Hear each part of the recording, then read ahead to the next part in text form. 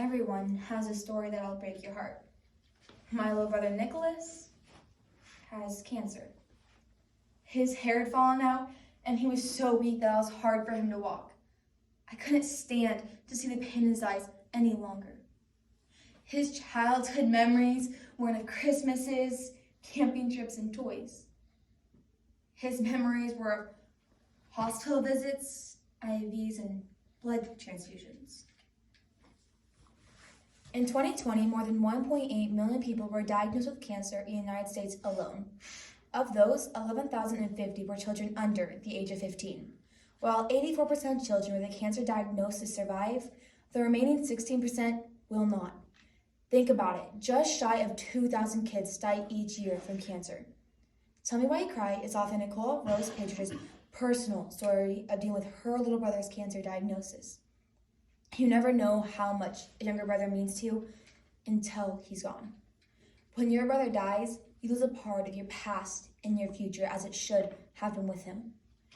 And there's a hole there, an emptiness, that can never again be filled. He wasn't just a brother. He was a part of you, and you miss him and grieve for him every day, and always will. Tell Me Why You Cry by Nicole Rose Patridge. When it first started, he was only 3. He would get awful, ugly bruises. We didn't think anything of it until they started showing up in places that they didn't belong, like in his armpits or on his scalp. Then there were the nosebleeds, which were a constant occurrence. Mom would always have to remind us, don't horse around with Nicholas or his nose will start to bleed. His form of cancer was acute lymphatic leukemia, ALL, which was very curable. 70% of children with ALL achieve remission within a year. And out of those remissions, 50% never relapse. Nicky's odds were very good. He started chemotherapy immediately to stop the cancer from getting any worse. It went well, but it was hard. He was at the hospital Monday, Tuesday, and Wednesday receiving treatment, but then he would come home the rest of the week, sick and completely powerless.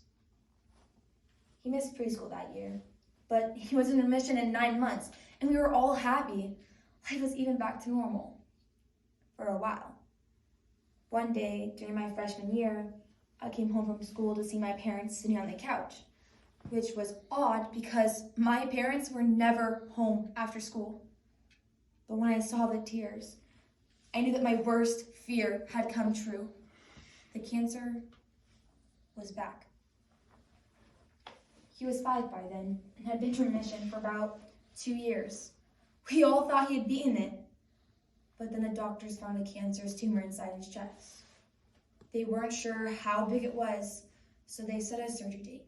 They planned to make a small incision in his chest and evaluate it that same day. The morning of the surgery, we all woke up early to accompany Nicholas to the hospital. We sat in the stark white waiting room of B3, the cancer hall. I had been there far more than I could handle. In the past 2 years, I had seen too much of this hall. Of cribs occupied by babies whose mothers visit less and less.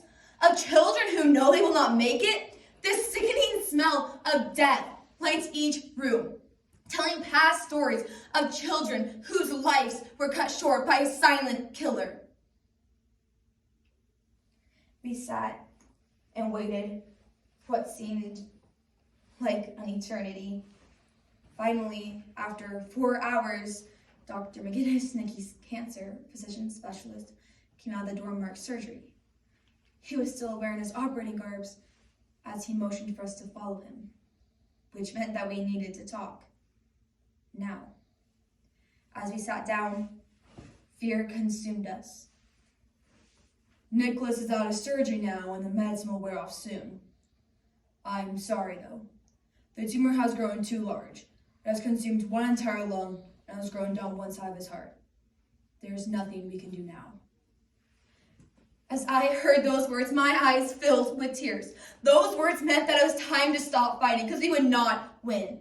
I looked around and I knew I wanted to leave. I wanted to run far, far away, but I knew I couldn't. It wouldn't make Nicky live.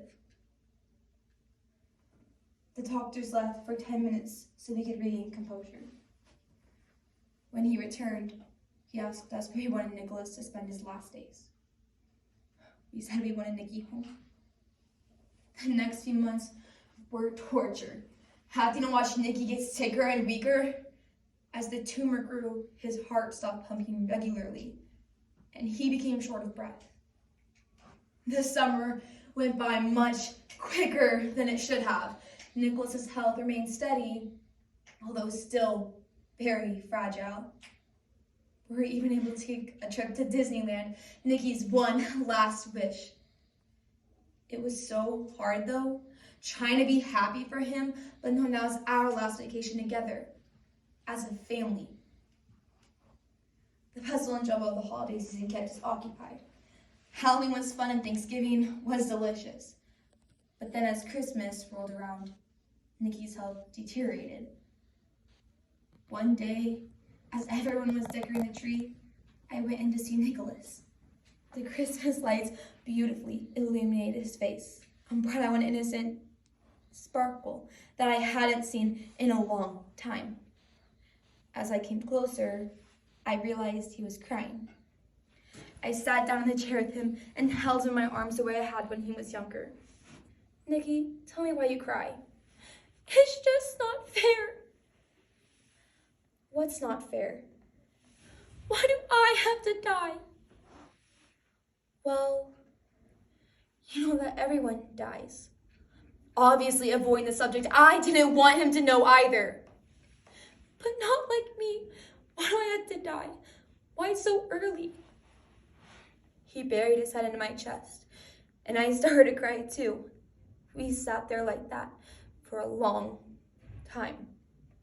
A very long, lonesome, and scary time.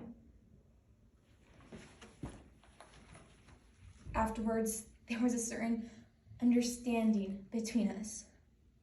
He was ready, and so was I. We could handle anything now. In January, he slipped into a coma, and we knew we were losing him. One day, we sat in his room, holding his hand, because we knew this would be his last time with us. Suddenly, a certain peacefulness filled the air, and I knew that Nicky had breathed his last breath. I looked outside at the freshly fallen snow, and it somehow seemed brighter. I hated myself for it, but I suddenly felt better. All the pain and the sorrow of the past years was gone, and Nicky was safe. He was no longer scared or hurt, and it was better this way.